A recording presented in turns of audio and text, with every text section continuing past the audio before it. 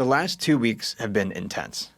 As Israel attacked Iran, Trump reversed his previous aversion to such an attack and then ordered some airstrikes of his own. The response and rhetoric from much of the American right was disheartening for many opponents of Washington's endless wars. There was never a serious expectation that Trump would effectively dismantle the warfare state by the time he left office. After all, his rhetoric in the lead-up to the election was often more hawkish against Iran and China than the political establishment. However, Trump's occasional moment of sanity about foreign policy, his unusually genuine concern about causing needless deaths or risking nuclear war, and the utter panic his rise seemed to garner from establishment hawks had generated some hope that Trump represented some degree of change. But then, Trump succumbed to neoconservative pressure and gave in when Israel ignored his opposition to attacking Iran, publicly bragged that negotiations had been a ruse, ordered a direct military strike deep in Iran, and put out a post in support of regime change. The majority of his most vocal supporters fell right in line. All of the progress that had appeared to have been made on the American right seemed to disappear overnight. Iran hawks like Mark Levin and Ben Shapiro were gloating about the success of their effort to steer Trump away from the dangerous isolationism taking root on the right. Reporting indicated that the hawkish hosts at Fox News were exerting the most influence over the president's thinking. And firm never-Trumpers like establishment hawk Adam Kinzinger and neoconservative Bill Kristol were heaping praise on the man they claimed to believe is single-handedly bringing fascism to America. Even after Iran coordinated a symbolic de-escalatory response, and Trump, thankfully, reversed course again and came out in favor of peace, the episode still poured cold water on the idea that the neoconservative faction is no longer a viable political force within the GOP. Time will tell whether these past 2 weeks turn out to be nothing more than a tragic and unnecessary but limited loss of life and trust in future negotiations, or worse, a step down the path toward an eventual full-on war with Iran. But it is worth remembering that opposing the warfare state and pushing for a radical change in direction is not just worthwhile, but the most important front in the battle for the future of the United States. The United States is, after all, an empire. It is the most dominant empire in the world right now, by far. It exerts direct and indirect control over a staggering amount of the planet. But the unprecedented size and scope of the modern American empire shouldn't fool us. Our situation is far from unique. Human history is littered with empires, and all share some important characteristics.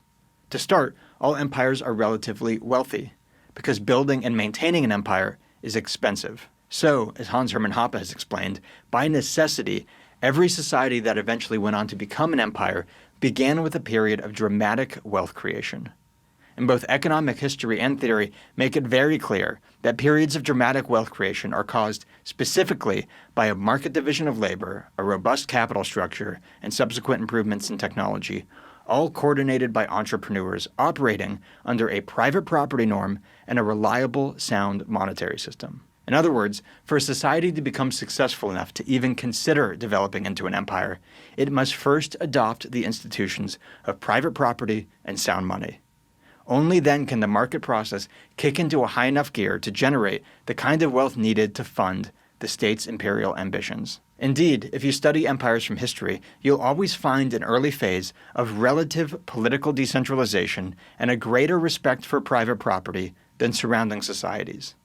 For classical empires, that happened during the misnamed Greek Dark Ages and the early days of the Roman Republic. European empires such as the British and the French were fueled by the extreme political decentralization and strong legal and cultural institutions of the Middle Ages. And the United States exploded onto the world stage thanks largely to a century of extremely limited government that followed its founding. Of course, there are innumerable other factors involved in determining how history unfolds. But institutions that generate wealth are always there to fuel the societies that become empires.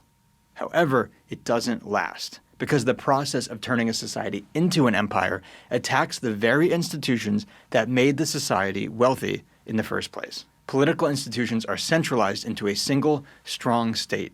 That state then expands out and attempts to rule over people further and further away from both the location and demographic of the ruling class. That extension is carried out and conserved through war. And as the state attempts to control more territory, subjects, and foreign adversaries, these wars become significantly more expensive.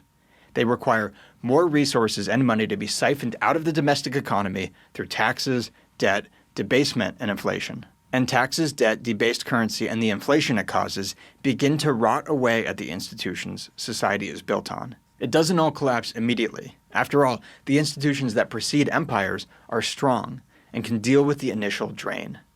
That allows imperial states to act like they alone have brought about a period of national glory, when in fact, all they're doing is embarking on a spending spree with previously generated wealth. But as history has shown over and over again, that rot festers and spreads as the state tries to build on, maintain, and eventually return to that period of national glory by doubling down on its imperial project. As Pat Buchanan put it, war is how empires perish. It is how the classical empires perished. It is how the British, French, Russian, German, and Austro-Hungarian empires perished. And it will be how the American empire perishes, unless we do something about it. That is far from easy. The American political class has amassed a tremendous amount of wealth and power due to its empire building. Highly organized and well-funded pressure groups representing weapons companies and foreign governments are constantly pushing to draw more wealth away from the American people to buy and use more weapons in more conflicts all around the world. But beneath all of that, the true source of fuel for the Washington war machine is not some department or foreign lobby. It's an idea. The idea is that it is our government's role to uphold and defend a liberal international order, and further, that our government alone is capable of taking on that supposedly sacred burden. The people actually running our government have made it very clear through their actions that they do not actually subscribe to this idea. They have been quick to violate the so-called liberal principles they claim to be upholding whenever it suited them to do so. But it has proven to be a very useful story to get the American public to accept the constant expansion of the warfare state.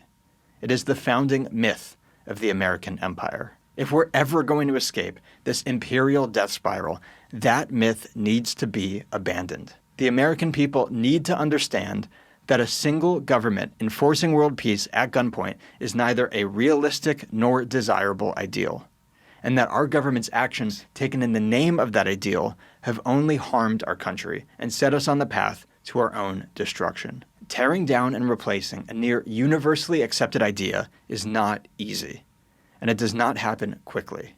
It takes a lot of time, requires a lot of work, and involves plenty of setbacks. That is to be expected. If it were easy, history wouldn't be full of empires expanding and collapsing into depressing shells of their former selves. The sheer volume of impressive societies that were unable to avoid that fate should dispel you of the notion that a few years of podcasting is all that's needed to reverse course. This has been and will be a long battle, but it is a battle worth fighting. We are an empire that can opt out of its decline, recommit to the institutions responsible for its success, and avoid all the misery that comes from the late stages of imperial collapse. Don't let a setback or some disappointing rhetoric from government officials discourage you. There's work to do.